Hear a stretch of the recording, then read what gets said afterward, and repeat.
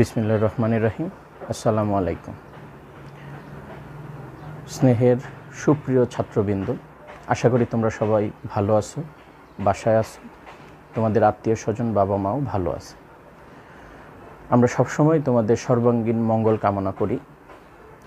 তো করোনাকালীন বৈশ্বিক এই দুর্যোগের সময়ে আমরা সবাই পরিস্থিতির শিকার। আমাদের ইচ্ছা না থাকা সত্ত্বেও আমাদেরকে বাসায় থাকতে হচ্ছে। আমার ইচ্ছা করে তোমাদেরকে ক্লাসে গিয়ে সুন্দর করে আবার সেই আগের মতো করে ক্লাসগুলো নেওয়ার জন্য, তোমাদেরকে পড়ানোর জন্য। তোমাদেরও আশা করি ইচ্ছা করে যে তোমরা কলেজে আসবে, তোমার বন্ধুদের সাথে একসাথে বসবে, আড্ডা দিবে, আমাদের ক্লাসগুলো দেখবে, করবে। তোমাদের প্রিয় অপ্রিয় প্র্যাকটিক্যালগুলো তোমরা ক্লাসে করবে, ক্লাসের ফাঁকে ফাঁকে করবে কিংবা বাসায় করবে। হ্যাঁ, তো আমরা তো ব্যাপারগুলো জানি যে তোমরা অনেক সময় ব্যাপারগুলো উপভোগ করো না, কিন্তু আমার এখন মনে হচ্ছে, আমি স্থির বিশ্বাস যে তোমরা ব্যাপারগুলো অবশ্যই মিস করতেছো। তো যাই হোক, আমরাও মিস করতেছি। তো কি করা যাবে, পরিস্থিতি তো মেনে নিতেই হবে। সীমাবদ্ধতার জায়গা থেকে আমাদের কাজ করতে হবে। তোমরা যাতে অন্যান্য কলেজের শিক্ষার্থীর থেকে পিছিয়ে না পড়ো এবং তোমাদের পড়ালেখাটা জানি গতিশীল অবস্থায় থাকে, ভালোভাবে তোমরা যাতে করতে পারো, সেই লক্ষ্যে আমরা তো এর আগে কিছু ভিডিও রেকর্ডেড ক্লাস তোমাদেরকে দিয়েছি। আমি আশা করি তোমরা ওই রেকর্ডেড ক্লাসগুলো ভালোভাবে দেখেছো, সুন্দর করে নোট করেছো এবং আয়ত্ত করে নিয়েছো। এখন তো তোমাদেরকে জুম অ্যাপের মাধ্যমে লাইভ ক্লাস করানো হচ্ছে। আমি সে ব্যাপারেও আশাবাদী যে তোমরা সেই ক্লাসগুলো ভালোভাবে করতেছো এবং আয়ত্ত করে নিচ্ছ। স্যাররা যে ইনস্ট্রাকশনগুলো দিচ্ছে তোমরা সেগুলো ফলো করতেছো। তো তারই ধারাবাহিকতায় আমরা তো থিওরিটিক্যাল ক্লাস অনেক করিয়েছি। তোমরা যাতে প্র্যাকটিক্যালের ব্যাপারটাও শেষ করতে পারো, যেহেতু তোমাদের এইচএসসি পরীক্ষায় ব্যবহারিক অংশেরও প্রয়োজন রয়েছে। তো সেই অংশের ক্ষেত্রে তোমাদের দ্বিতীয় বর্ষের প্র্যাকটিক্যালের ক্ষেত্রে আমি তোমাদেরকে এই ভিডিও এবং পরবর্তী কয়েকটা ভিডিওর মাধ্যমে তোমাদেরকে সাহায্য করার চেষ্টা করব। হ্যাঁ, আমি জানি যে তোমাদের ফার্স্ট ইয়ারের কিছু প্র্যাকটিক্যাল কোনো গ্রুপে শেষ হয়েছিল, কোনো গ্রুপে শেষ হয়নি। তো সেই ব্যাপারে আমরা তোমাদেরকে পরবর্তীতে নির্দেশনা দেব। বর্তমানে তোমরা যে পর্যন্ত করেছো সে পর্যন্তই থাকবে, ফার্স্ট ইয়ারের প্র্যাকটিক্যালটা ওই পর্যন্তই থাকবে। আরও যদি কিছু করার প্রয়োজন হয় সেক্ষেত্রে আমরা পরবর্তীতে তোমাদেরকে নির্দেশ দেব। আচ্ছা, আর আমরা আজ থেকে সেকেন্ড ইয়ারের প্র্যাকটিক্যালগুলোর ব্যাপারে একটু কথা বলবো। আমি যথাসম্ভব সহজভাবে তোমাদেরকে বোঝানোর চেষ্টা করব। আমি আশা করব তোমরা মনোযোগ সহকারে ভিডিওগুলো দেখবে, প্রাথমিকভাবে ইনস্ট্রাকশনগুলো ভালোভাবে মাথায় গেঁথে নেবে, দেন তোমরা সুন্দর করে লিখে ফেলবে। আর এরপরে যখন কলেজ খুলবে তখন তোমরা তোমাদের ক্লাসে যিনি এই প্র্যাকটিক্যালগুলো করান তাদের কাছে এগুলো জমা দিয়ে দেবে। তোমার গ্রাফ পেপার কিংবা কাগজের ব্যাপারে তোমার যদি কোনো কথা থাকে সে কথাগুলো আমি পরবর্তীতে তোমাকে বলবো। প্রাথমিকভাবে এই চিন্তা করার দরকার নেই। আর তারপরেও বলে নিচ্ছি, আমার সীমাবদ্ধতা থাকতে পারে। আমি প্রথমেই স্বীকার করে নিচ্ছি আমার সীমাবদ্ধতা থাকতে পারে। কোনো জায়গায় কোনো কিছু যদি না বুঝো তাহলে আমাদের ডিপার্টমেন্টের যে ইমেল আইডি আছে, ইমেল আইডিতে তোমরা প্রশ্ন করবে। আমরা সেই প্রশ্নগুলো দেখে তোমাদেরকে উত্তর দেওয়ার চেষ্টা করব ইনশাআল্লাহ। আচ্ছা, তো প্রাথমিকভাবে আমরা যেই চ্যাপ্টারটা নিয়ে কথা বলতে শুরু করতেছি, এই চ্যাপ্টারটা হচ্ছে আমাদের বইয়ের দ্বিতীয় পত্রের দ্বিতীয় চ্যাপ্টার, যোগাশ্রয়ী প্রোগ্রামিং বা লিনিয়ার প্রোগ্রামিং। যোগাশ্রয়ী প্রোগ্রামিং বা লিনিয়ার প্রোগ্রামিং। তো আমরা মূলত এই চ্যাপ্টারটা থিওরি ক্লাসে পড়াই না, আমরা প্র্যাকটিক্যাল ক্লাসেই এই চ্যাপ্টার সম্পর্কে বিস্তারিত আলোচনা করার চেষ্টা করি। তো আমি সেভাবেই তোমাদের সাথে একটু অ্যাপ্রোচ করার চেষ্টা করব, কিন্তু তোমাদের সিরিয়াসলি মিস করতেছি। তোমরা সামনে বসে থাকলে হয়তো আরও ভালো লাগতো। তো আমি মনে মনে ধরে নিচ্ছি তোমরা আমার সামনেই বসে আছো। তো আমিও আশা করব তোমরা আমার সাথেই ব্যাপারগুলো ভালোভাবে দেখবে, করবে। তো যা বলতেছিলাম, লিনিয়ার প্রোগ্রামিংয়ের যে ব্যাপারটা সেটা আমরা বাস্তব ক্ষেত্রেও অনেক কাজে লাগাই। আমরা যদি এর ইতিহাস সম্পর্কে একটু শুনতে চাই তাহলে আমরা জানতে পারি 1939 সালে রাশিয়ান একজন গণিতবিদ এল.ভি. ক্যান্টোভিচ, ওনার পুরো নামটা হচ্ছে লিওনার্দো ভিতালিনোভিচ ক্যান্টোভিচ। তো রাশিয়ান নাম একটু কঠিন হবেই। তো যাই হোক, যে ব্যাপারটা বলতে চাচ্ছি, উনি মূলত মানুষের যে স্বাভাবিক প্রবৃত্তি, যে কি আমরা যারা ব্যবসা করি, আমি করি না, আমি তো শিক্ষকতা করি, যে যারা ব্যবসা করে তাদের প্রাথমিক এবং স্বাভাবিক যে প্রবৃত্তি সেটা হচ্ছে কত কম খরচে কত বেশি পরিমাণ লাভ বা মুনাফা অর্জন করা যায়। তো এই লাভ বা মুনাফা অর্জন করার ক্ষেত্রে বেশ কিছু সীমাবদ্ধতা সবগুলো প্রতিষ্ঠানেই থাকে। সেটা শ্রমিকের সীমাবদ্ধতা হতে পারে, কাঁচামালের সীমাবদ্ধতা হতে পারে, আর্থিক সীমাবদ্ধতা হতে পারে, অবকাঠামোগত সীমাবদ্ধতা হতে পারে। তো উনি এই ক্যান্ট্রোভিচ 1939 সালে এই সীমাবদ্ধতাগুলোকে গাণিতিক আকারে প্রকাশ করে সবগুলো সীমাবদ্ধতাকে মাথায় রেখে একটা গ্রহণযোগ্য সমাধানে পৌঁছানো সম্ভব এ ব্যাপারে একটা গাণিতিক মডেল তৈরি করেন। পরবর্তীতে সেই মডেলটা লিনিয়ার প্রোগ্রামিং হিসেবে গণিতে স্থায়ী আসন পেয়ে যায়। তো জানা যায় দ্বিতীয় বিশ্বযুদ্ধের সময় সৈনিকদের খাবার খাওয়ানোর ক্ষেত্রে এই মডেলটাকে কাজে লাগানো হয়েছিল। তোমরা জানো সৈনিকরা অনেক পরিশ্রম করে, তাদের যথাযথ খাবারের দরকার হয়। তো রাশিয়ানরা এই মডেলটা ব্যবহার করেছিলেন যে কী পরিমাণ খাবার দেয়া হলে সৈনিকদেরও সব পুষ্টির চাহিদা পরিপূর্ণভাবে মিটবে এবং কোনো খাবার কম হবে না, নষ্ট হবে না। তো সেই চিন্তা থেকে বিবেচনা করে তারা এই মডেলটা কাজে লাগিয়েছিল, ওই সময় বাস্তব ক্ষেত্রে কাজে লাগিয়েছিল। তোমরা বাস্তব জীবনেও এরকম অনেক জিনিসের সম্মুখীন হও। যেমন ধরো, আমি একটা বাস্তব উদাহরণ যদি দেওয়ার চেষ্টা করি, তোমরা যারা সায়েন্সের স্টুডেন্ট আছো অনেকেরই প্রতিরক্ষা বাহিনীতে, আর্মি, নেভি, এয়ারফোর্স সেখানে যাওয়ার ইচ্ছা আছে। তোমরা যারা সেখানকার নিয়োগ বিজ্ঞপ্তি সার্কুলেশনটা যখন দেওয়া হয় যে সেনাবাহিনী অফিসার নেওয়া হবে, আর্মি নৌবাহিনীতে অফিসার নেওয়া হবে, তোমরা ওইগুলো পড়ে দেখবা যে সেখানে অনেকগুলো শর্ত দেওয়া হয়। শারীরিক উচ্চতা, দেহের ওজন, তারপরে শিক্ষাগত যোগ্যতা, এরকম বিভিন্ন জিনিস সেখানে লেখা থাকে। তারপরে মানুষ যখন অ্যাপ্লাই করে, আবেদন করার পরে তাদের প্রাথমিক বাছাইয়ে বেশ কিছু জিনিস দেখা হয়। চোখে কোনো সমস্যা আছে কিনা, শারীরিক সক্ষমতা আছে কিনা, কোনো অক্ষমতা আছে কিনা, চোখ ছাড়াও তার শরীরে অন্য কোনো সমস্যা আছে কিনা, তো তারপরে শিক্ষাগত যোগ্যতা ঠিক, মাপকাঠি ঠিক আছে কিনা, তো এই জিনিস, তারপরে তার দেহের ওজন ঠিক আছে কিনা, এই জিনিসগুলো দেখার পরে দেখা যায় যে কিছু লোক বাদ পড়ে যায়। তো সবগুলো শর্ত পূরণ করে এমন কিছু লোককেই পরবর্তী স্টেপে রিটেন পরীক্ষার জন্য সুযোগ দেওয়া হয়। আবার রিটেন পরীক্ষাও কিছু লোককে বাদ দিয়ে ভাইভা পরীক্ষা নেওয়া হয়। তোমরা সেই ব্যাপারগুলো জানো। তো আমরা আমাদের জীবনে প্রায় সবসময় সীমাবদ্ধতা এবং ওই সীমাবদ্ধতার সাথে মানানসই একটা সমাধানের দিকে সবসময় আমরা কিন্তু জীবনযাপন করি। এইরকম একটা সমাধানের ভিতরেই আমরা সবসময় আমাদের জীবনযাপন করি।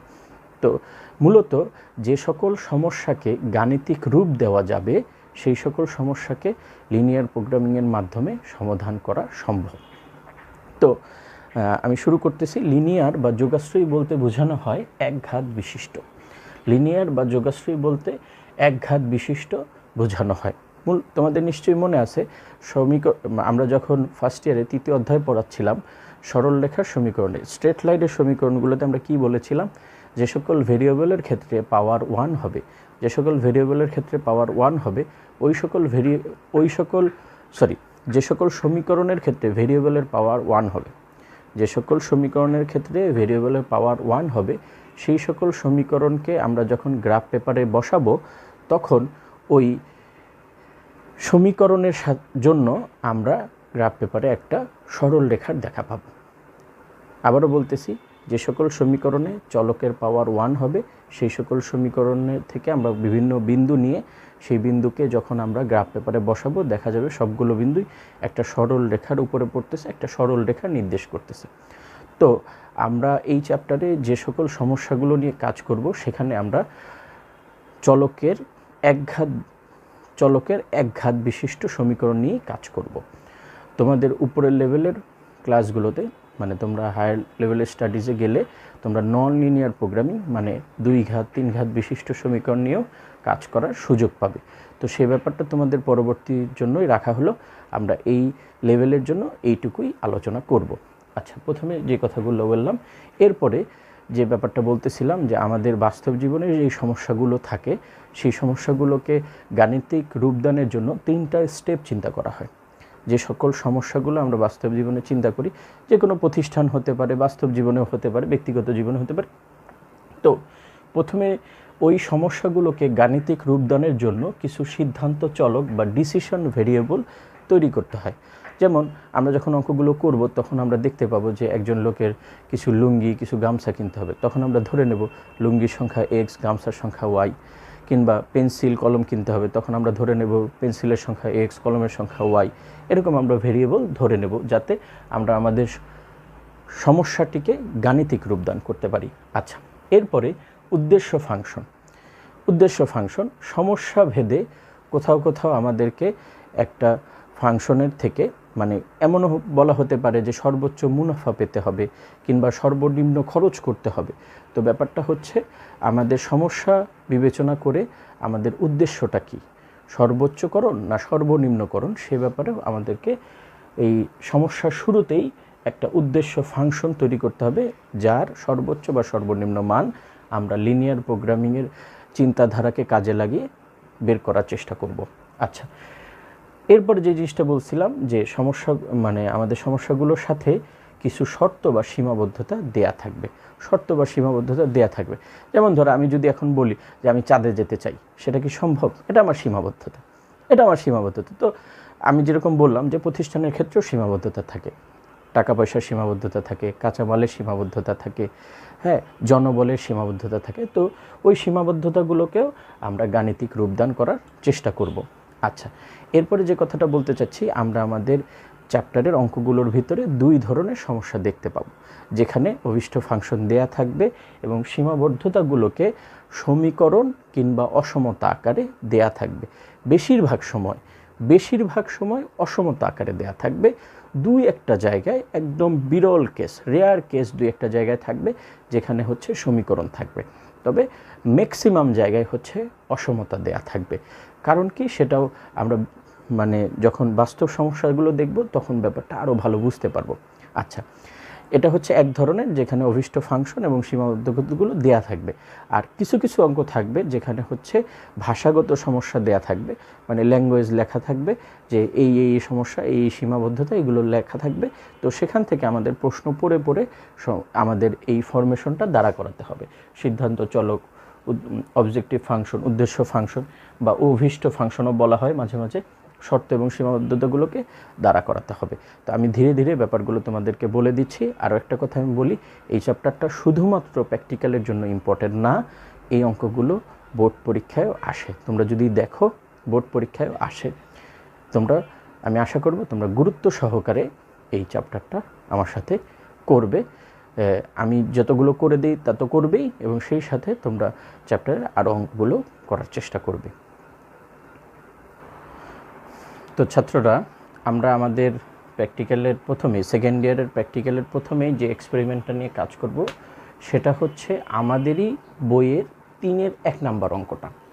3-এর 1 নাম্বার অঙ্কটাকেই আমরা ব্যবহারিক রূপে লিখব, প্র্যাকটিক্যাল আকারে লিখব, প্র্যাকটিক্যাল ফরমেশন দেব। তো আমি অঙ্কটা তোমাদের জন্য একটু লিখে নিয়েছি। এখানে আছে z = 3x + 2y, এর সর্বোচ্চ মান নির্ণয় করতে হবে। তাহলে এই ফাংশনটাকে বলা হবে অভিষ্ট ফাংশন বা উদ্দেশ্য ফাংশন, ইংলিশ হচ্ছে অবজেক্টিভ ফাংশন। আচ্ছা, শর্তসমূহ বা কনস্ট্রেন্টসের ক্ষেত্রে দেখা যাচ্ছে এখানে 6টা ভিন্ন ভিন্ন অসমতা দেয়া আছে, আর এর সাথে দুটো এক্সট্রা শর্ত দেয়া আছে। এই শর্তটা সব অঙ্কেই সবসময় থাকবে। মূলত এই নন নেগেটিভ ভেরিয়েবলগুলো লিনিয়ার প্রোগ্রামিংয়ের ক্ষেত্রে কাজে লাগে। মূলত ব্যাপারটা হচ্ছে বাস্তব জীবনে আমরা কি চিন্তা করি, আমরা যে সকল সমস্যায় পড়ি, আমরা চিন্তা করি সেই সমস্যাগুলো থেকে আমাদের জন্য একটা পজিটিভ সলিউশন আসবে। তার উপরেই ভিত্তি করে মূলত তোমরা জানো এক্স এবং ওয়াই যখন পজিটিভ হয় তার অবস্থান হয় প্রথম চতুর্ভাগে। এক্স এবং ওয়াই যখন পজিটিভ হয় তাহলে তখনকার বিন্দুগুলোর অবস্থান হয় প্রথম চতুর্ভাগে, মানে পজিটিভ অংশে। তো আমরা এই চ্যাপ্টারে যতগুলো সমস্যা নিয়ে কাজ করব সবগুলোই সমস্যা প্রথম চতুর্ভাগেই অবস্থান করবে। আচ্ছা, এটা সবগুলো অঙ্কের সাথেই তোমাকে দেয়া হবে। আর এর সাথে তোমাদেরকে যে কথাটা একটু বলতে চাচ্ছি, আমাদের যে ধাপগুলো আছে আমরা প্র্যাকটিক্যালে ফার্স্ট ইয়ারও করেছি, আমরা সেভাবেও সেই ধাপগুলো এখানে ফলো করব। কিভাবে কি লিখতে হবে আমি সেটার একটা লিখিত ফরম্যাটও তোমাদেরকে পরবর্তী অংশে দেখাবো। একটু ধৈর্য ধরে ব্যাপারটা দেখো। মূলত আমরা প্রথমে পরীক্ষণের নাম হিসেবে এই যা কিছু আছে সবগুলোই লিখব। এরপরে হচ্ছে আমরা একটা মূল তত্ত্ব লিখব। মূল তত্ত্বটা আমি তোমাদেরকে দেখাবো এবং বলেও দেব। তারপরে আমাদের যে জিনিসটা থাকবে সেটা হচ্ছে প্রয়োজনীয় উপকরণ। তো প্রয়োজনীয় উপকরণ লিখতে লিখতে তোমরা এতদিনে শিখে ফেলছো এখানে কি প্রয়োজন হবে। একটা গ্রাফ পেজের দরকার হবে, স্কেলের দরকার হবে, পেন্সিলের দরকার হবে, ক্ষেত্র বিশেষে ক্যালকুলেটরের প্রয়োজন হতে পারে। হ্যাঁ, তো এই জিনিসগুলো তোমরা নিজের মতো করে লিখে নেবে। আচ্ছা, তারপরে কি আসবে সেটা হচ্ছে কার্যপদ্ধতি। আমি কার্যপদ্ধতিটা এখন পুরোপুরিভাবে এখানে লিখে দেব। কার্যপদ্ধতির ভিতরে আমরা কি করব সে ব্যাপারগুলো একটু তোমাদেরকে ধারণা দেওয়ার চেষ্টা করতেছি। তো যা বলতেছিলাম, কার্যপদ্ধতিটা আমরা কিভাবে করব সেই ব্যাপারে আমি তোমাদেরকে কিছুটা ধাপ লিখে দিচ্ছি। এই ধাপগুলো তোমাদের অনুসরণ করতে হবে, মনোযোগ দিয়ে দেখবে এবং খাতায় আগে থেকে লিখে নেবে। প্রথমে কি করব, আমরা অসমতাগুলোকে সমীকরণ আকারে লিখব। অসমতাগুলোকে সমীকরণ আকারে লিখব। আচ্ছা, এরপরে কথা হচ্ছে ওই সমীকরণগুলোকে তো আমাদের গ্রাফ পেপারে বসাতে হবে। তো গ্রাফ পেপারে বসানোর ক্ষেত্রে সুবিধাজনক হচ্ছে সমীকরণগুলোকে যদি ছেদক আকৃতিতে লেখা যায়। মানে এই যেই সমীকরণগুলো পাবো সেই সমীকরণগুলোকে আমরা যদি x/a y/b = 1 এই ফরম্যাটে নিয়ে আসি, তাহলে এই সমীকরণগুলোকে আমাদের গ্রাফ পেপারে বসাতে সুবিধা হবে। যে সকল সমীকরণকে এই ফরম্যাটে আনা যাবে আমরা সেই সকল সমীকরণকে এই ফরম্যাটে নিয়ে আসব কাজের সুবিধার্থে। আচ্ছা, দ্বিতীয়ত আমরা হচ্ছে স্কেল নির্ধারণ করব। দেখো, তোমরা যখন কলেজে প্র্যাকটিক্যাল লিখবে, মানে কলেজের জন্য প্র্যাকটিক্যাল লিখবে, তখন তোমাদের একটা ফুল পেজ গ্রাফ তোমাদের হাতে থাকবে। কিন্তু তোমরা যখন বোর্ডে পরীক্ষা দিতে যাবে তখন তোমাদেরকে এত বড় গ্রাফ নাও দেওয়া হতে পারে। তোমরা এক্ষেত্রে তোমাদের নিজস্ব জ্ঞান কাজে লাগাবে। তোমাদের গ্রাফের পেজের অনুযায়ী চিন্তাভাবনা করে তোমরা এই স্কেল নির্ধারণটা করবে। তুমি যত বেশি নিজ হাতে করবে, তুমি স্কেল নির্ধারণ করার ক্ষেত্রে তত বেশি অভিজ্ঞতা অর্জন করবে। তুমি যদি নিজ হাতে না করো, অন্য কাউটা দেখে করো, নকল করো, তাহলে তোমার এই স্কেল নির্ধারণের ক্ষেত্রে ভীতিটা জীবনেও কাটবে না। তো সেজন্য তোমাদেরকে বলতেছি, তোমরা সময় নিয়ে দেখবে, ধীরে সুস্থে দেখবে, কিন্তু নিজে নিজে বাসায় করবে। এটা তোমাদের প্রতি আমার অর্ডার। আচ্ছা, 3 নম্বরে আমরা যে স্কেল নির্বাচন করব সেই স্কেল অনুযায়ী সমীকরণগুলোকে গ্রাফে বসাবো। সমীকরণ গ্রাফে স্থানান্তর।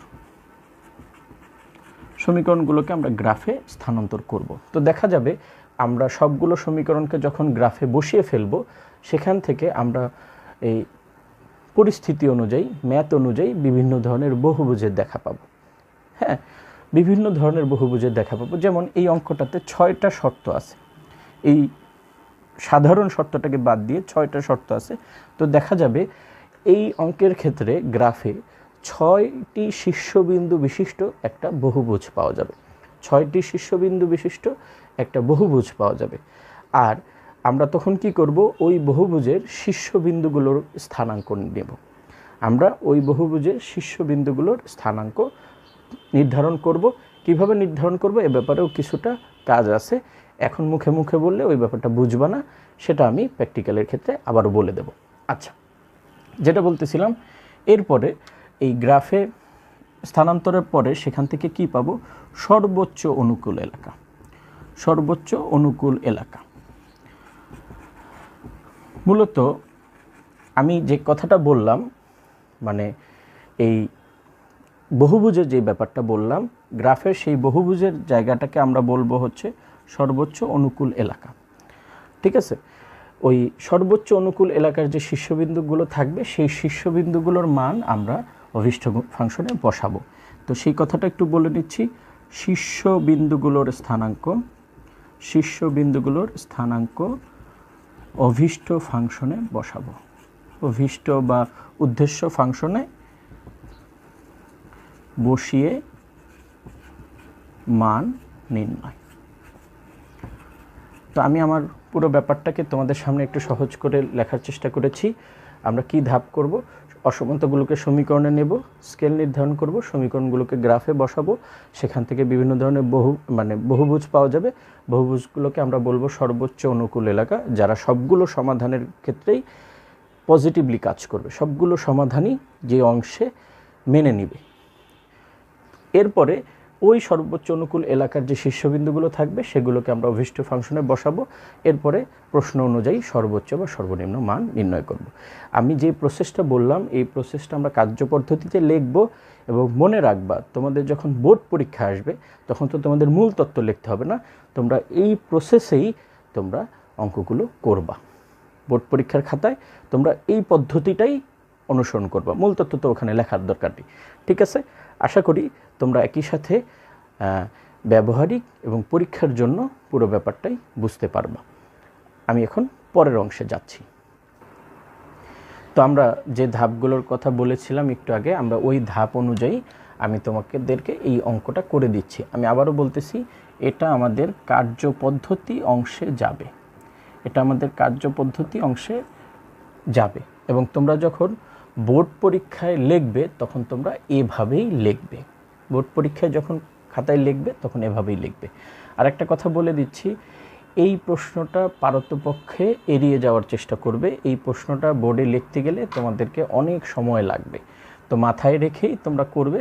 নিরুপায় যদি হও, একেবারে নিরুপায় যে এটা না লিখলে হচ্ছে না, তখনই কেবলমাত্র এই প্রশ্নটার উত্তর দেওয়ার জন্য চেষ্টা করবে। এটা অনেক সময় লাগে কিন্তু নাম্বার পাওয়া যায় কম। তো যা বলতেছিলাম, আমরা অসমতাগুলোকে সমীকরণে প্রকাশ করব। প্রথম কাজ হচ্ছে, তো এভাবে লিখি, প্রদত্ত অসমতাগুলোকে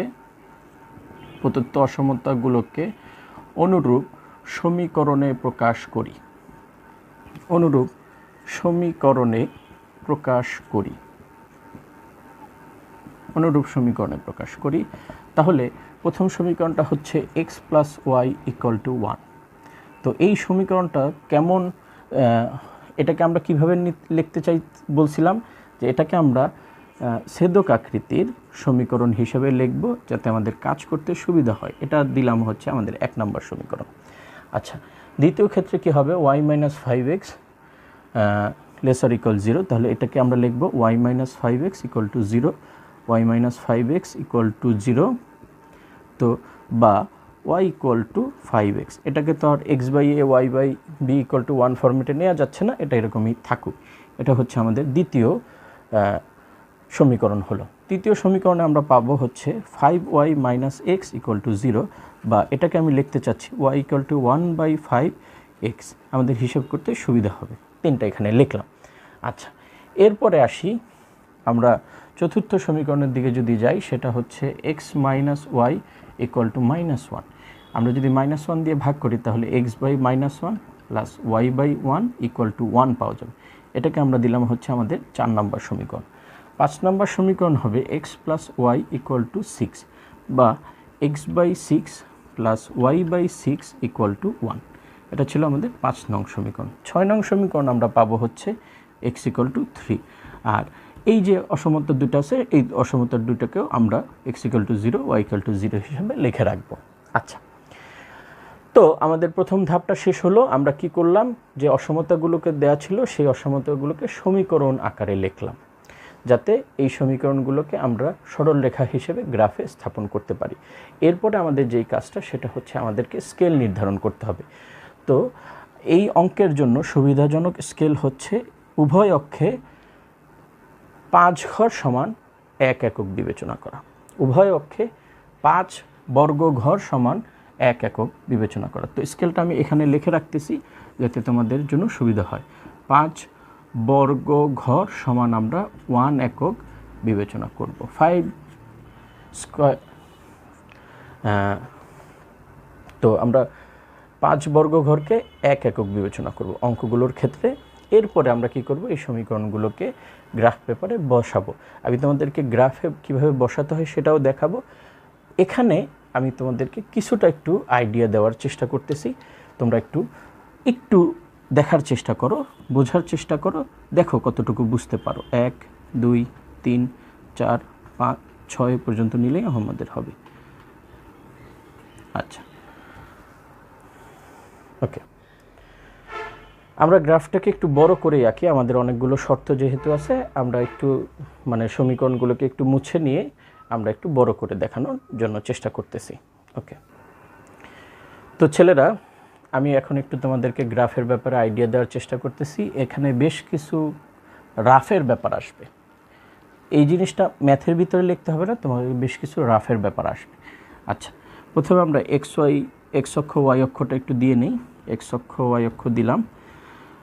তোমরা প্রথমে একটু নাম্বার লাইন লিখে ফেলবে। আমরা 5 ঘর সমান 1 একক বিবেচনা করছি, সেটা তো আর এখানে দেখানো যাবে না, সেটা এখানে একটু চিন্তা করে নিই, মাথায় অনুমান নির্ভর একটা গ্রাফ আঁকার চেষ্টা করতেছি। 1 2 3 4 5 6, আর প্রয়োজন হবে না। এদিকে -1 দিলাম, -2 দিলাম, এদিকে 1 2 3 4 5, আর একটু দিই, আমাদের 6-এর দরকার হবে। ওকে, আচ্ছা, এখন আমি যদি প্রথম সমীকরণের দিকে তাকাই, x/1 y/1, আশা করি তোমরা বুঝতেই পারতেছো কীরকম হবে, গ্রাফটা হবে এরকম টাইপের। এখন যে জিনিসটা দরকার, যে এই রেখার ক্ষেত্রে তোমাকে একটা দিক দিতে হবে।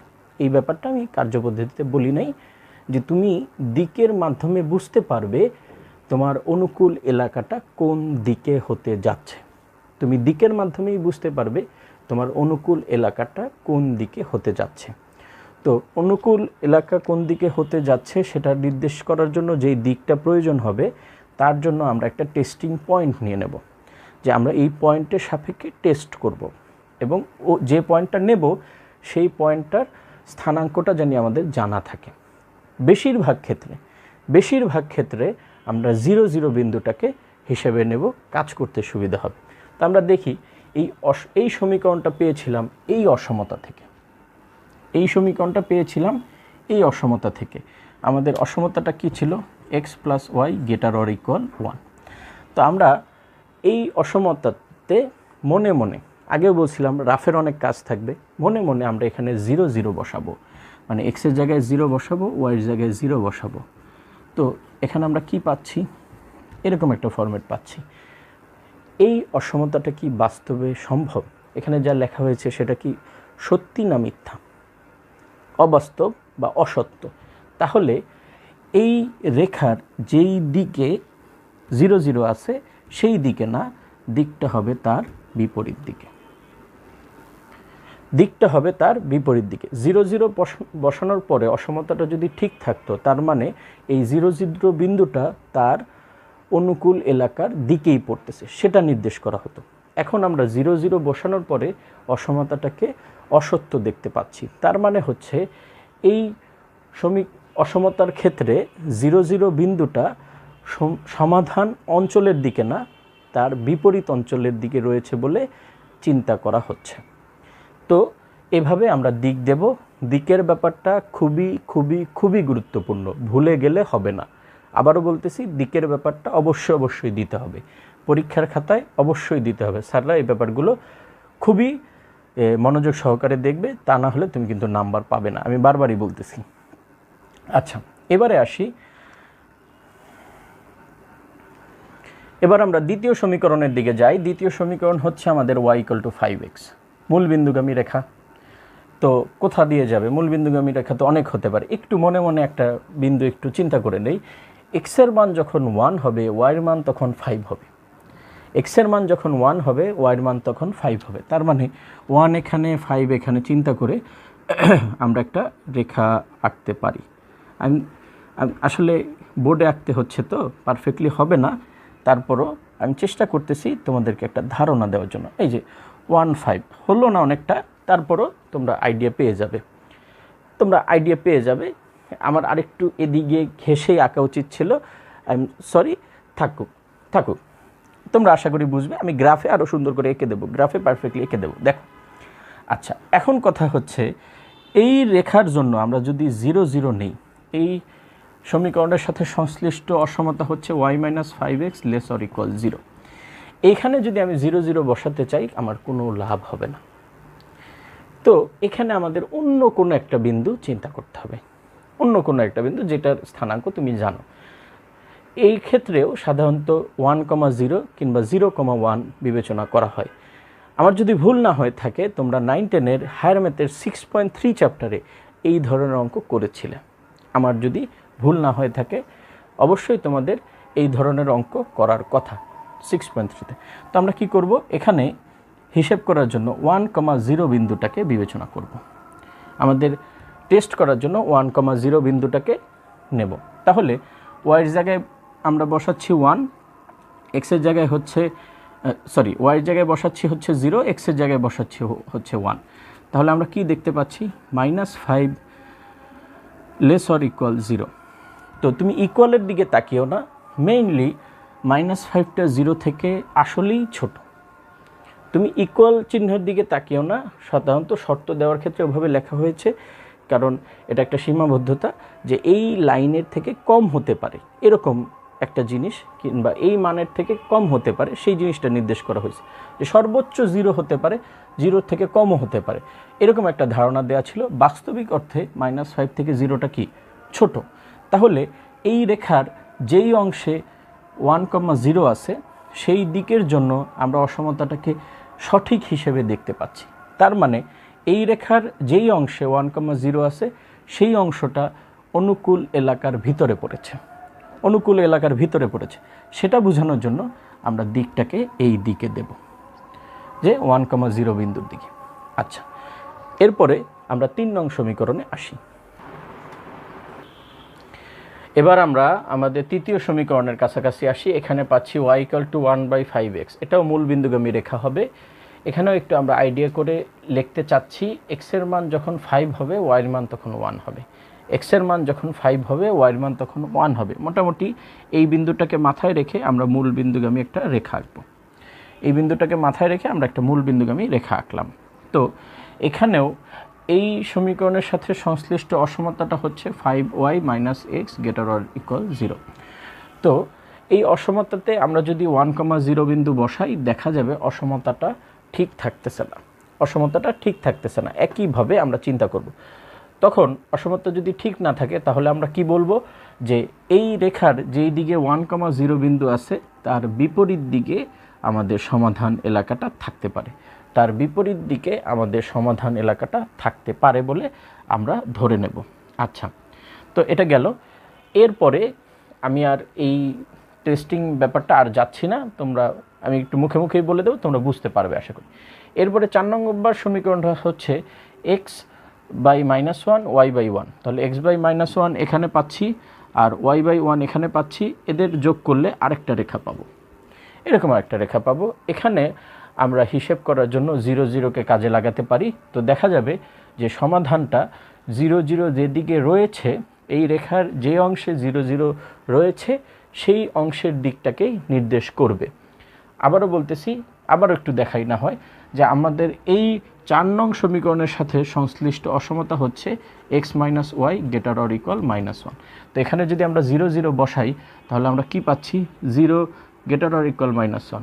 বাস্তবিক অর্থেই 0টা -1-এর চেয়ে বড়, 0টা -1-এর চেয়ে বড়।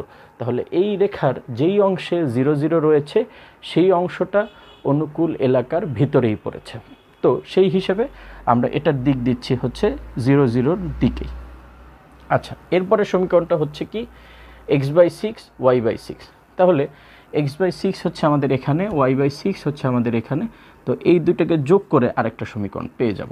তো এখানে আমরা যদি 0, 0 বসাই তখন দেখা যাবে যে সমাধান এলাকাটা 0, 0 দিকেই রয়েছে, 0, 0 বিন্দুটি সমাধান এলাকার ভিতরেই পড়েছে। তখন আমরা দিক দেব হচ্ছে 0, 0 যেই দিকে রয়েছে মূল বিন্দুর দিকে দিলাম। লাস্ট সমীকরণের দিকে আসি, সেটা হচ্ছে x = 3। তাহলে আমরা জানি যে এটা একটা সরল রেখা নির্দেশ করবে, x = 3 একটা সরল রেখা নির্দেশ করবে। 3টা রেখা মিলবে না, 3টা রেখা একটা বিন্দুতে মিলবে না, 3টা রেখা একটা বিন্দুতে মিলবে না। হ্যাঁ, আমরা এখানে একটা 6 শীর্ষবিন্দু বিশিষ্ট, আমরা এখানে 6টি শীর্ষবিন্দু বিশিষ্ট একটি বহুভুজের দেখা পাবো। আমরা এখান থেকে 6টি শীর্ষবিন্দু বিশিষ্ট একটা বহুভুজের দেখা পাবো। তো আমরা এরপরে এখানে মার্কিং করব। এই যে একটা শীর্ষবিন্দু এ, এখানে একটা শীর্ষবিন্দু বি, এখানে একটা সি, এখানে একটা ডি, এখানে একটা ই, আর এখানে একটা এফ। আমি গ্রাফ পেপারে আরও সুন্দর করে তোমাদেরকে দেখাবো। দেখো, এই যে আমি A B C D E F এই অংশটুকু দেখালাম, এই অংশটুকু বাদ দিয়ে তুমি গ্রাফ পেপারে এমন কোনো অংশ পাবা না যেই অংশটা এই 6টা শর্তকেই মেনে চলে। এমন কোনো অংশ তুমি পাবা না যে এই সবগুলো শর্তই মেনে চলে। আমার একটা জায়গায় একটু ভুল হয়েছে, আই এম সরি। x=3 জন্য যে রেখাটা এঁকেছিলাম তার জন্য শর্তের দিকটা আমি দিতে ভুলে গিয়েছি, সরি। তার দিকটা হবে মূল বিন্দুর দিকেই। তুমি যদি দেখো এটার সাথে সংশ্লিষ্ট অসমতা ছিল হচ্ছে x<3, তো এখানে যদি আমরা 0 0 বসাই তাহলে বাস্তবিক অর্থেই 0টা হচ্ছে 3 থেকে ছোট, বাস্তবিক অর্থেই 0টা হচ্ছে 3 থেকে ছোট। তার মানে এই রেখার দিকটাও হবে মূল বিন্দুর দিকে।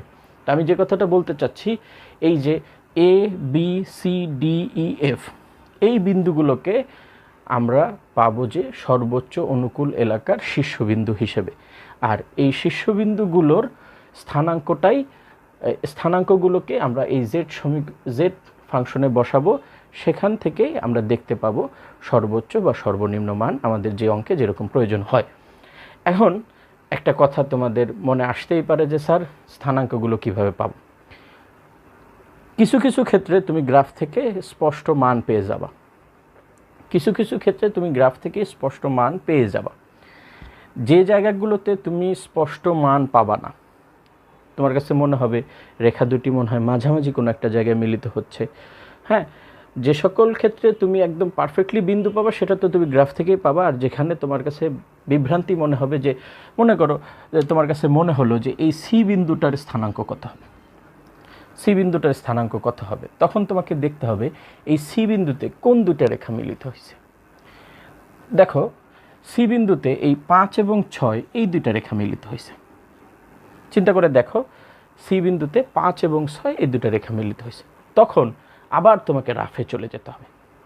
এই জন্যই তোমাকে বলছিলাম যে অঙ্কটা অনেক সময় নেবে। তোমাকে আবার রাফে চলে যেতে হবে। রাফে গিয়ে কি করতে হবে, রাফ পেজে তোমাকে চিন্তা করতে হবে এই দুটো সমীকরণের সমাধান কত, এই দুটো সমীকরণের সমাধান কত হবে। নর্মালি আমাদের এই সমীকরণটা কি ছিল, 5 নম্বর সমীকরণটা ছিল হচ্ছে x + y = 6, এটা ছিল আমাদের 5 নম্বর সমীকরণ। 6 নম্বর সমীকরণ ছিল x = 3। এখন দেখো তুমি চোখের পলকে এখান থেকে হিসেব করে ফেলতে পারবা x = 3 হলে y = 3, x = 3 হলে y = 3। তাহলে x = 3 এবং y = 3 আলটিমেটলি একটা বিন্দু নির্দেশ করে। কোন বিন্দু নির্দেশ করে, যেখানে 6 এবং 5 এই দুটো সমীকরণ মিলিত হয়েছে। তোমরা জানো, এইটাও পড়ছো তোমরা, দুটি রেখা যে বিন্দুতে মিলিত হয় সেই ছেদবিন্দু কিভাবে পাওয়া যায়, ওই রেখা দুটির সাথে সংশ্লিষ্ট সমীকরণের সমাধানের মাধ্যমে। তো তুমি গ্রাফ থেকে যে সকল বিন্দুর ব্যাপারে আইডিয়া পাবে ভালো, যে সকল বিন্দুর ব্যাপারে আইডিয়া পাবে না তখন তোমাকে দেখতে হবে ওই রেখা দুটোর পিছনের সমীকরণ কারা আর ওই সমীকরণের সমাধান কি। ওই সমাধানটাই হবে তোমার জন্য ছেদবিন্দুর স্থানাঙ্ক। এরপরে এই অঙ্কের ক্ষেত্রে আমি স্থানাঙ্কগুলো একটু লিখে দিচ্ছি।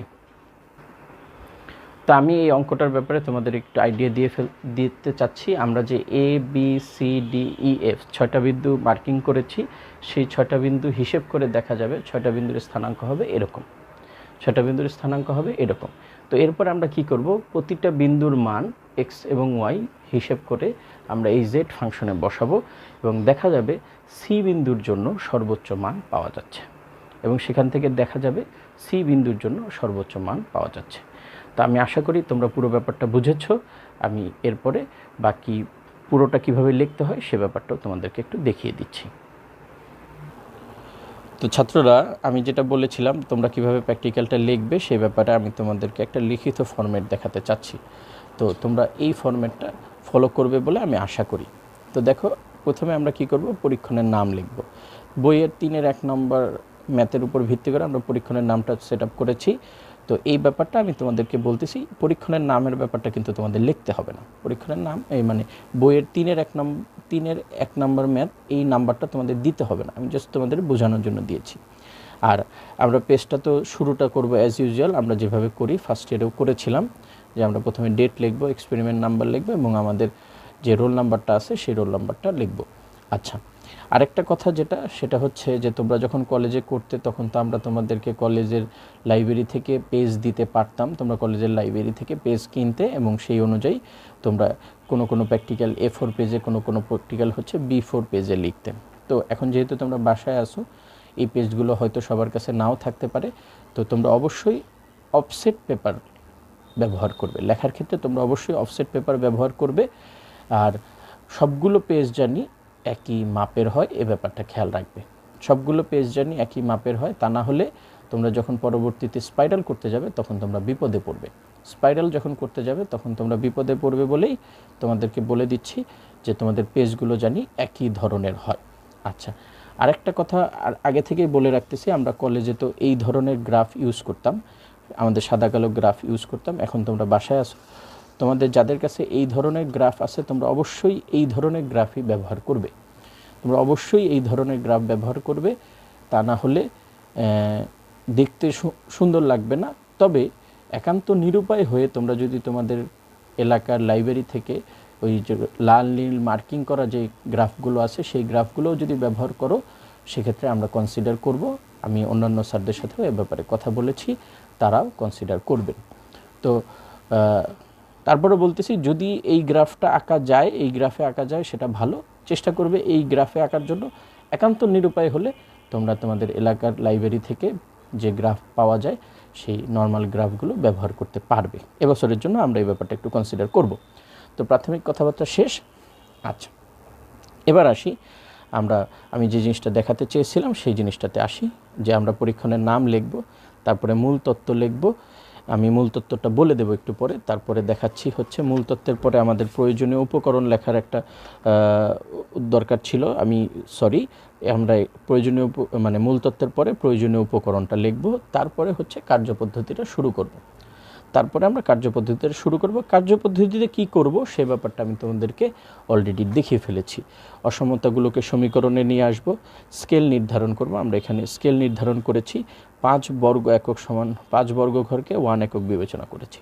5 বর্গ ঘরকে 1 একক বিবেচনা করে আমরা আমাদের এই সমীকরণগুলোকে গ্রাফ পেপারে বসাবো। এরপরে তারপরে কাজটা হচ্ছে গ্রাফ পেপারে। গ্রাফ পেপারের কাজ করে এসে আমরা এই অংশটা লিখব।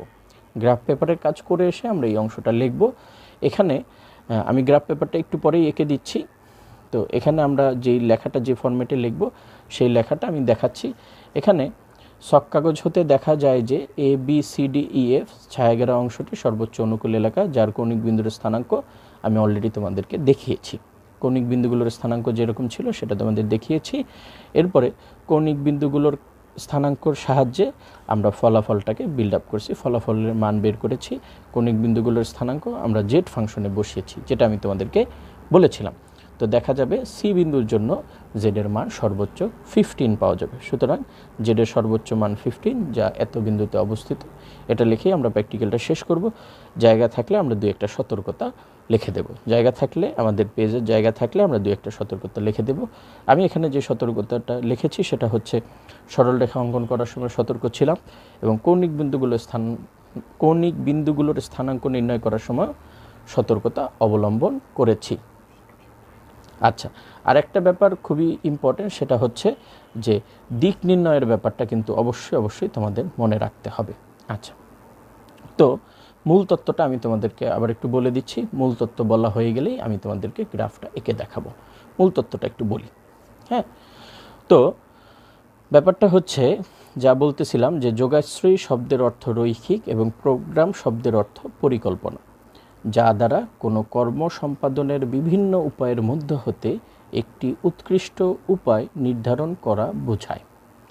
মূলত 2 বা ততোধিক স্বাধীন চলক সম্বলিত সমীকরণ ও অসমতার সেট হতে অধীন চলকের সবচেয়ে সুবিধাজনক মানের জন্য স্বাধীন চলকগুলোর মান নির্ণয়ের একটি বিশেষ পদ্ধতি হচ্ছে যোগাশ্রয়ী প্রোগ্রাম। তোমাদের একটা কথা বলতে চাচ্ছি, আমি এখানে যে মূল তত্ত্বটা লিখেছি সেটা আমার হাতে প্রায় 2 পৃষ্ঠার মতো হয়ে গেছে। 2 পৃষ্ঠার মতো হয়ে গেছে। তোমরা যখন বোর্ড পরীক্ষায় প্র্যাকটিক্যাল এক্সাম দিতে যাবে, এত বড় মূল তত্ত্ব লেখাটা তোমাদের পক্ষে সম্ভব হবে না। তো তোমাদেরকে বলতেছি, তখন তোমরা এই 2টো প্যারা লিখলেই হবে। এটা বোর্ড পরীক্ষার জন্য বলতেছি, কিন্তু তুমি যখন খাতায় লিখবে তখন তুমি মূল তত্ত্বটা এভাবেই বড় করে লিখবে। একজন নটোডিয়ামিয়ান হিসেবে পূর্ণাঙ্গভাবে শেখাটাই তোমার উদ্দেশ্য, আর আমিও চাচ্ছি তোমাদেরকে পূর্ণাঙ্গভাবেই ভালোভাবে বলে দিতে, এবং আমি আশা করব তোমরা এই জায়গাটাতে ফাঁকি দিবে না। তোমরা পূর্ণাঙ্গভাবেই মূল তত্ত্বটা লিখবে, তবে বোর্ড পরীক্ষায় সময় স্বল্পতার জন্য এই অংশটুকু লিখলেই তোমাদের হয়ে যাবে। আচ্ছা, এরপরে আসতেছি প্রদত্ত যোগাশ্রী প্রোগ্রামের সমস্যাটিকে আমি বলেছিলাম যে প্রথমে আমরা গাণিতিক আকারে প্রকাশ করাটাই প্রধান কাজ। গাণিতিক আকারে প্রকাশ করাটাই হচ্ছে আমাদের জন্য প্রধান কাজ। এজন্য সমস্যাটিতে বর্ণিত সকল সীমাবদ্ধতা ও শর্তগুলোকে প্রয়োজনীয় সংখ্যক চলকের একঘাত বিশিষ্ট অসমতা অথবা সমীকরণ আকারে প্রকাশ করা হয়। সেই সাথে একটি অভীষ্ট ফাংশন গঠন করা হয়। যোগাশ্রী প্রোগ্রামের সমস্যার সমাধানের ক্ষেত্রে প্রাপ্ত অসমতাগুলোকে সমীকরণ রূপে প্রকাশ করতে হবে। আমি কার্যপদ্ধতিতে যে কাজগুলো করেছি সেই ব্যাপারটাই এখানে লিখেছি। প্রতিটি সমীকরণকে ছেদক আকৃতিতে প্রকাশ করতে হবে অথবা প্রতিটি সমীকরণ থেকে কিছু বিন্দু নির্ণয় করতে হবে। ক্রম 2 এর সাপেক্ষে সমীকরণটির লেখচিত্র অঙ্কন করতে হবে। ছক কাগজ থেকে এমন একটি বিন্দু বাছাই করতে হবে যা রেখাটির উপর অবস্থিত নয়, কিন্তু তার স্থানাঙ্ক জানা থাকা প্রয়োজন।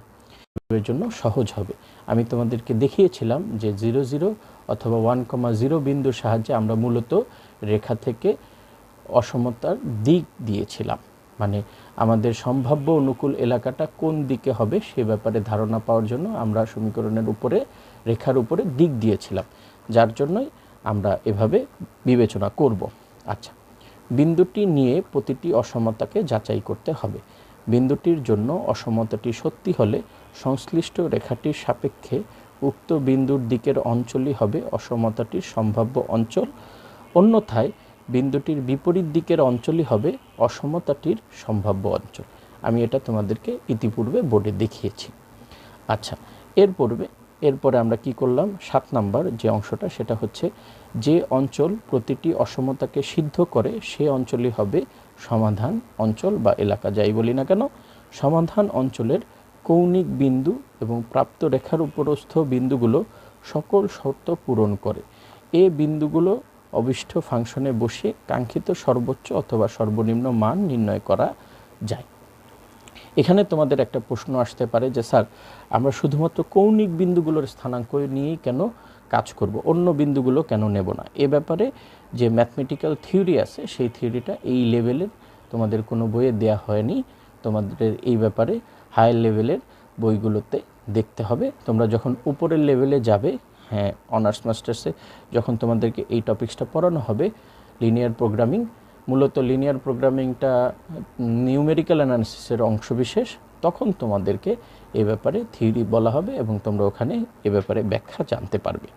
তো এই কিছুটা অজানা তোমাদের জন্য একটু রেখে দিলাম, এটা তোমরা পরবর্তী লেভেলে জানবে বলে আমি আশা করি। তোমাদের মনে এই জিজ্ঞাসাটুকু থাকুক। আচ্ছা, এরপরে যে কাজটা সেটা তো আমি অলরেডি তোমাদেরকে দেখিয়ে ফেলছি যে আমরা অসমতাগুলোকে সমীকরণ আকারে প্রকাশ করব, স্কেল নির্ধারণ করব, এরপরে আমরা তারপরে গ্রাফ আঁকবো, গ্রাফ থেকে এই বিন্দুগুলো পাওয়া যাবে। তো আমি আর কথা না বাড়িয়ে আমি গ্রাফ আঁকার দিকে চলে যাচ্ছি। আমি আর কথা না বাড়াই, তোমরাও আমার সাথে সাথে আঁকার চেষ্টা করো, দেখবে তোমাদের কাছেও সহজ লাগবে। আচ্ছা, তো আমরা প্রথমে কি করব, একটু এক্স অক্ষ ওয়াই অক্ষ দেবো। আমরা সমীকরণে প্রথমেই একটা এক্স অক্ষ ওয়াই অক্ষ দিয়ে ফেলি। যেহেতু তোমার হাতে ফুল স্কেল গ্রাফ থাকবে, তুমি প্রয়োজনে, আমি যেহেতু 5 ঘর সমান 1 একক বিবেচনা করছি, তোমার কাছে মনে হলে তুমি 10 ঘর সমান 1 এককও নিতে পারো, এটা কোনো সমস্যা না। 5 ঘর সমান হচ্ছে 1 একক। উপরে একটু লিখে দিলাম। স্যার, আমার রোল নাম্বারটা লিখতে ভুল করবেন না, রোল নাম্বারটা লিখবেন। আচ্ছা, এরপর আমরা একটু নাম্বার লাইন তৈরি করি। 1 2 3 4 5 6 7 8 9 10, দেখতে সুন্দর লাগে। আচ্ছা, হিসেব করতেও সুবিধা হবে। -1 -2 1 2 3 4 5 6 7 8 9 10, আর লিখলাম না, এদিকে 1 এদিকে 2 দিলাম, তাহলেই আমাদের মোটামুটিভাবে হয়ে যাবে। জিরোটাকে এপাশে দিলাম। আচ্ছা, দেখো এর আগে আমি সমীকরণটা তোমাদেরকে দেখিয়েছি, এখন আরও ভালোভাবে দেখানোর চেষ্টা করব ইনশাল্লাহ। এখানে আমাদের প্রথম সমীকরণটা ছিল x/1 y/1 = 1। তাহলে আমরা x/1 মানে হচ্ছে x অক্ষের দিকে এক ঘর, y অক্ষের দিকে এক ঘর নিলাম, এই যে রেখা টানলাম। এরপরে আমরা কি করব, এই রেখার সাথে সংশ্লিষ্ট অসমতাতে চলে যাব এবং ওই অসমতাতে 0 0 বসাবো। 0 0 বসিয়ে দেখা যাবে অসমতাটি অসত্য প্রমাণিত হচ্ছে। অসমতাটি অসত্য প্রমাণিত হয়েছে, সেটা আমি দেখিয়েছি, আর নতুন করে দেখাতে চাচ্ছি না। তখন আমরা কি বলবো যে এই রেখার যে অংশে 0 0 রয়েছে সেই অঞ্চলটি, সেই এলাকাটি আমাদের সম্ভাব্য অনুকূল এলাকা, বা সবগুলো সমাধান যে অংশে পাওয়া যাবে সর্বোচ্চ অনুকূল এলাকা সেটার দিকে হবে না। তার মানে অনুকূল এলাকাটা হবে এই রেখার বিপরীত দিকে, মূলবিন্দু যেদিকে আছে তার বিপরীত দিকে। আচ্ছা, দ্বিতীয় সমীকরণটা আমাদের ছিল কি, y = 5x। তো এই সমীকরণটা আঁকার সময় আমরা কি চিন্তা করেছিলাম যে x এর মান 1 হলে y এর মান 5 হবে, মূলবিন্দুগামী একটা রেখা হবে। আর মূলবিন্দুগামী রেখার ক্ষেত্রে আমরা এই y = 5x ব্যাপারটা জানি ঠিক মতো হয়, তার জন্য একটা বিন্দুকে মনে মনে চিন্তা করে নিয়ে আমরা এই রেখাটা আঁকলাম। আর এই রেখার ক্ষেত্রে আমাদের অনুকূল এলাকার পাওয়ার জন্য আমরা কি করেছিলাম, 1,0 বিন্দুকে বিবেচনা করেছিলাম এবং দেখেছিলাম 1,0 বিন্দুটা অনুকূল এলাকার দিকেই থাকে। আচ্ছা, সেই জন্য দিকটা দিলাম হচ্ছে 1,0 বিন্দুর দিকে। আচ্ছা, এরপরে আমরা তৃতীয় সমীকরণে চলে আসি। তৃতীয় সমীকরণটা আমাদের ছিল হচ্ছে y = 1/5x। y = 1/5x। তো এখানে আমরা, এটাও মূলবিন্দুগামী রেখার সমীকরণ, এখানে আমরা যখন x এর মান 5 বসাবো y এর মান 1 আসবে। তো সেই চিন্তা থেকে আমরা 5 1 বিন্দুটাকে মাথায় রেখে একটা মূলবিন্দুগামী রেখা আঁকবো। আচ্ছা, এই হচ্ছে আমাদের মূলবিন্দুগামী অপর রেখাটা। তো এখানেও কি দেখা যাবে, আমরা 1,0 বিন্দুটা যখন নেব দেখা যাবে 1,0 বিন্দুটা সমাধান এলাকার দিকে না, বিপরীত দিকে আছে। তাহলে এই রেখার যেই দিকে 1,0 বিন্দু আছে তার বিপরীত দিকে দিক দিলাম। আচ্ছা, 4 নম্বর সমীকরণের দিকে আসি। 4 নম্বর সমীকরণটা ছিল আমাদের x = -1 y/1।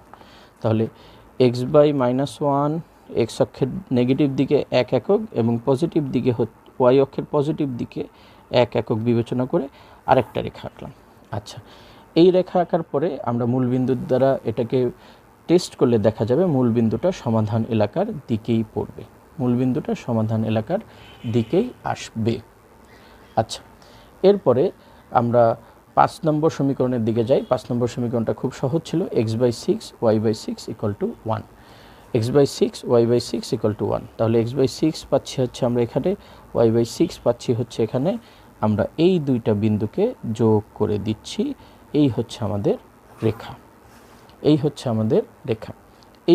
এই রেখার ক্ষেত্রে আমরা মূলবিন্দু 0 0 বসিয়ে দেখা যাবে যে মূলবিন্দুটা অনুকূল এলাকায় পড়তেছে। তাহলে এই রেখার যেই দিকে মূলবিন্দু আছে সেই দিকে আমরা দিক প্রয়োগ করলাম।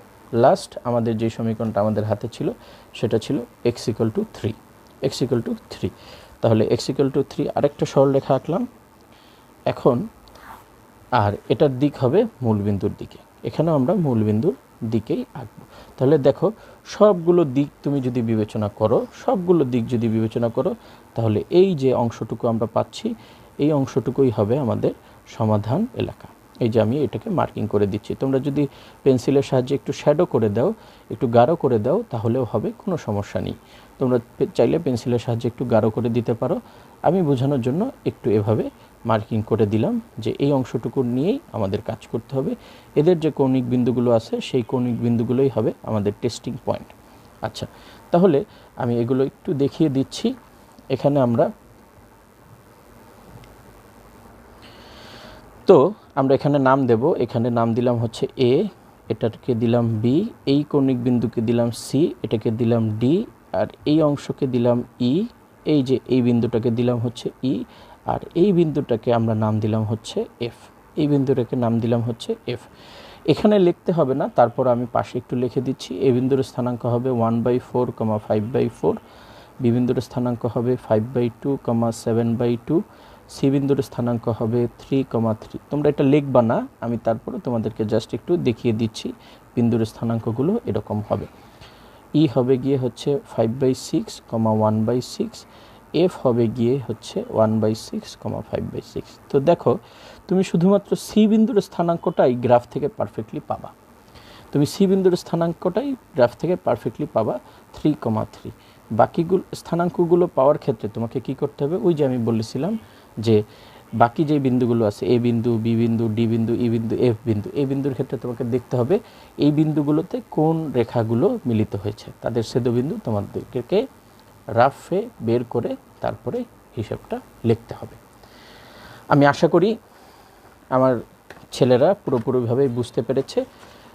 হিসাব লেখার আগের পেজে, মানে আমরা যেখানে শেষ করব তার ঠিক আগের পেজে তোমরা গ্রাফটা অ্যাড করে দিবে। এই যে ফলাফল যেই পেজটাতে থাকবে, যে এলাকায় সর্বোচ্চ অনুকূল এলাকা বলা হবে যেই পেজটাতে, যেখানে তার আগের পেজে তোমরা গ্রাফটাকে অ্যাড করবে। বুঝতে পেরেছি। অনেকেরই এই প্রশ্নটা থাকে, স্যার গ্রাফ কোথায় অ্যাড করব? বিন্দুগুলোর স্থানাঙ্ক আমরা যেই পেজে লিখব, আমার তো এখানে হয়েছে, তোমার যদি আগে হয় তুমি বিন্দুগুলোর স্থানাঙ্ক যেই পেজে লিখবা তার ঠিক আগের পেজটাতে তুমি এই গ্রাফটা অ্যাড করবে। তো ছেলেরা, আমি আশা করি তোমরা প্রথম প্র্যাকটিক্যালটা ভালোভাবে বুঝতে পেরেছো। আমরা এই চ্যাপ্টারে আরও 2টো প্র্যাকটিক্যাল করব। অধ্যায় 2 আমরা সর্বমোট 3টা প্র্যাকটিক্যাল করব। আমি বাকি 2টো প্র্যাকটিক্যালের ক্ষেত্রেও রিটেন ফরম্যাটটা তোমাদেরকে দেখাবো। আশা করি তোমরা খুব মনোযোগ সহকারে দেখেছো, বুঝতে পেরেছো। 3টা ক্ষেত্রেই মূল তত্ত্বটা একই থাকবে। 3টা ক্ষেত্রেই মূল তত্ত্বটা একই থাকবে। আশা করি পুরো ব্যাপারটা বুঝতে পেরেছো। ধন্যবাদ সবাইকে। ভালো করে করবা, নিজেরাই করবা।